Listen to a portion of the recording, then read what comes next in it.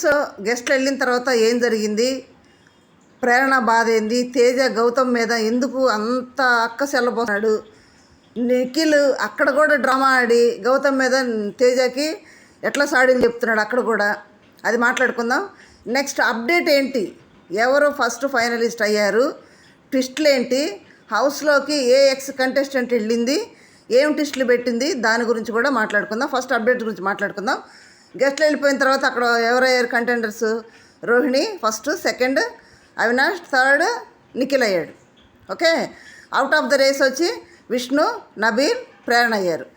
వీళ్ళ ముగ్గురు హౌస్లో ఉండగా ఎక్స్ కంటెస్టెంట్ శ్రీముఖి వెళ్ళింది హౌస్లోకి. శ్రీముఖి వెళ్ళి కొన్ని బ్యాడ్జెస్ తీసుకొని వెళ్ళి గెలిచేవాళ్ళు ఇంత ప్రైజ్ మనీ త్యాగం చేయాలి, ఓడిపోతాం అనుకున్న వాళ్ళు ఇంత ప్రైజ్ మనీ త్యాగం చేయాలని ట్విస్ట్ పెడితే, మరి ఆ ట్విస్ట్లో ఏం జరిగిందో అవినాష్ గెలిచినట్టు కంటెండర్.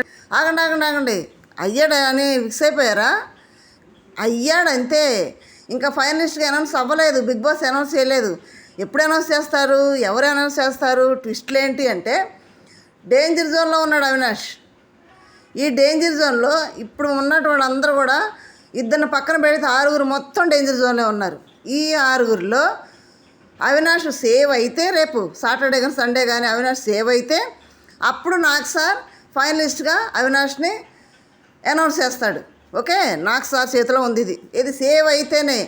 అవినాష్ కదా, బిగ్ బాస్ కొత్త అల్లుడు కదా, అన్ని కొత్త అల్లుడుగా అన్నీ చేశారు కదా, మరి ఇప్పుడు కూడా కొత్త అల్లుడుగా చేశారంటే చేశారు, కొత్త అల్లుడుగా చాలా చేశాడు. కేక్ కావాలంటే తెచ్చారు, కాఫీ కావాలంటే ఇచ్చారు, మా అను వచ్చింది లైట్లు ఆపేయండి అంటే లైట్లు ఆపేశారు, కొత్త అల్లుడుగా డిన్నర్ ఏర్పాటు చేశారు, అంతా బాగుంది. కొత్త అల్లుడు బాగానే చూసుకున్నారు అబ్బా, ఏం తక్కువ చేయకుండా అవినాష్కి బిగ్ బాస్. ఇప్పుడు కూడా గెలిచాడు, కానీ నాకు సార్ చేతిలో ఉంది. సేవ్ అయితే కంటెస్టెంట్ ఫైనలిస్ట్గా ఫస్ట్ కంటెస్టెంట్ అవుతాడు, ఫస్ట్ ఫైనలిస్ట్ అవుతాడు. ఓకే, అది కూడా నాకు సార్ అనౌన్స్ చేస్తాడు సేవ్ అయితే, లేదంటే ఉండదు, మళ్ళీ గేమ్ పెడతారు. ఓకే, ఇది ట్విస్ట్.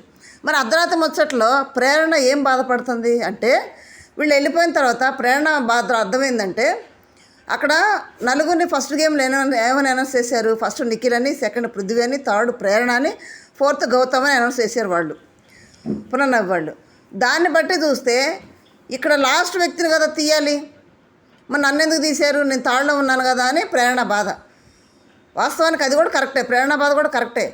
ఒకవేళ ఫస్ట్ తీయాలనుకున్నప్పుడు ఫస్ట్లోనే థర్డ్ గౌతమ్ని అనౌన్స్ చేసి రియల్గా ఆడాడని అనౌన్స్ చేసి ఫోర్త్ ప్రేరణని పెడితే ఇప్పుడు తీసినందుకు ప్రేరణ అంత బాధపడేది కాదు.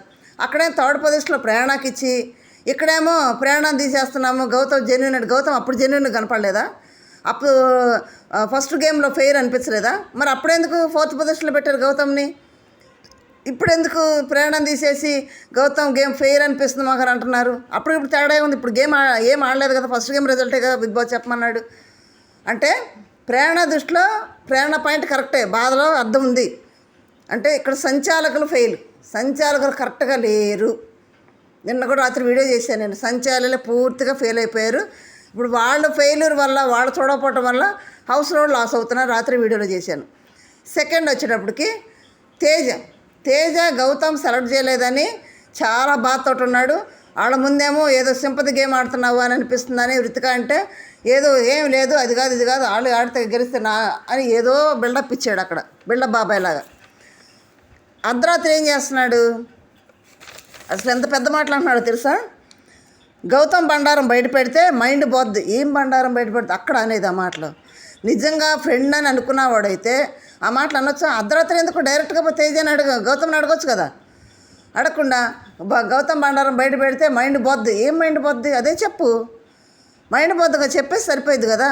ఆ మాట ఎందుకు అన్నాడంటే, ఆడ కూర్చొని బాధపడితే నిఖిల్ వెళ్ళి నేను పృథ్వీని సెలెక్ట్ చేసినాక తేజ ప్రేరణ అన్నాను, వీళ్ళిద్దరు సెలెక్ట్ చేసామంటే గౌతమే ప్రేరణ సెలెక్ట్ చేశాడు, నిన్ను సెలెక్ట్ చేయలేదని అక్కడ ఎక్కేస్తున్నాడు. అసలే తేజ గౌతమ్ మీద రగిలిపోతుంటే మళ్ళీ నిఖిల్ వెళ్ళి కొంచెం ఇంకా మండే దాంట్లో ఇంకా కొంచెం ఆయిల్ పోసి మరీ మండిస్తున్నాడు, పెట్రోల్ పోసి మరీ మండించేటప్పటికి ఇంకా మండి ఈ మాట అన్నాడు.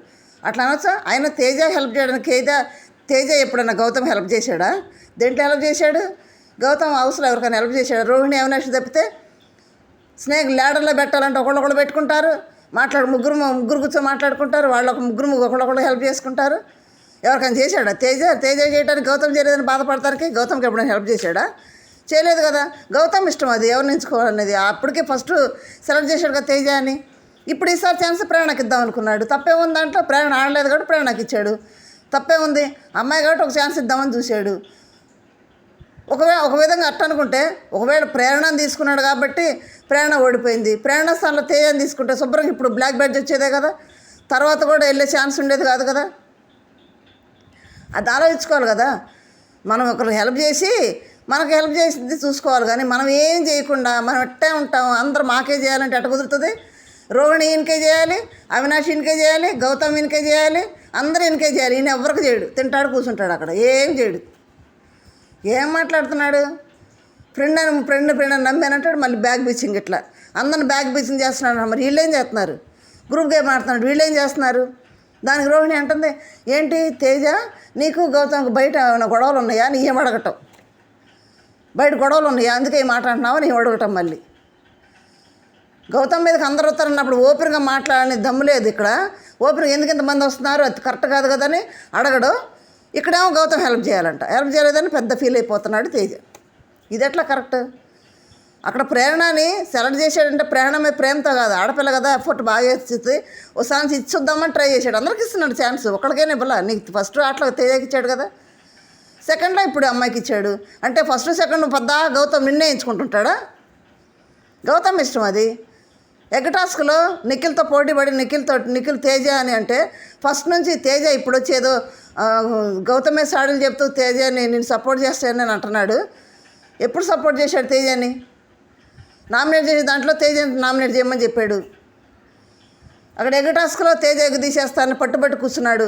గౌతమ్ ఏమో ప్రేరణం తీస్తానంటాడు. నిఖిల్ ఏమో తేజని తీస్తానన్నాడు.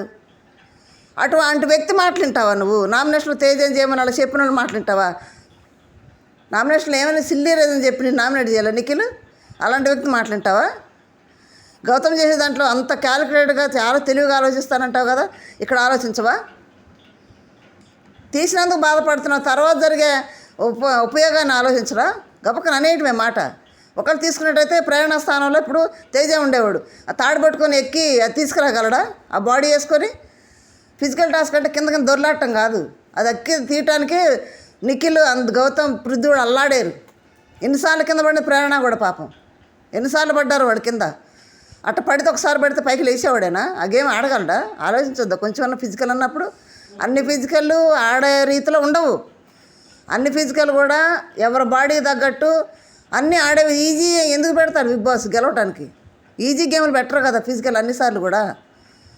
ఏదో బీ బ్యాంక్లో ట్రై చేసామని ఇది కూడా అట్లా ఉంటుందని అనుకోవడం తప్పు తేజ. అది రితిక సింపతి గేమ్కి క్రియేట్ చేస్తాం అన్నందుకు చాలా బాధపడ్డాడు.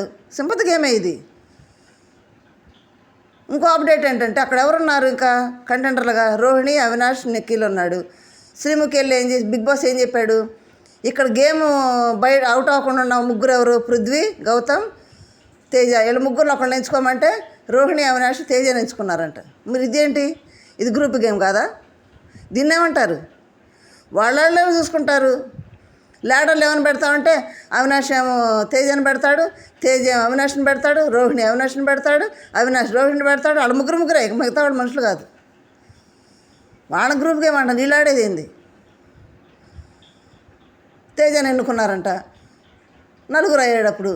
మరి ఇక్కడ ఛాన్స్ వచ్చింది కదా, ఫైనలిస్ట్గా ఆడే ఛాన్స్ వచ్చింది కదా. అన్నీ తొందరపడి అనకూడదు. తర్వాత ఏం మేలు ఉంటుందో ఏం పేరు పెట్టి ఉంటుందో అనేది కాస్త ఆలోచించుకోవాలి. మాట అనే ముందు ఆలోచించుకోవాలి. ఎదుటి వ్యక్తి ఏది చెప్తే అది నమ్మేసి ఇంకో వ్యక్తి మీద నిందేయడం కరెక్ట్గా తెలియజేసి చాలా ఆలోచిస్తాడు.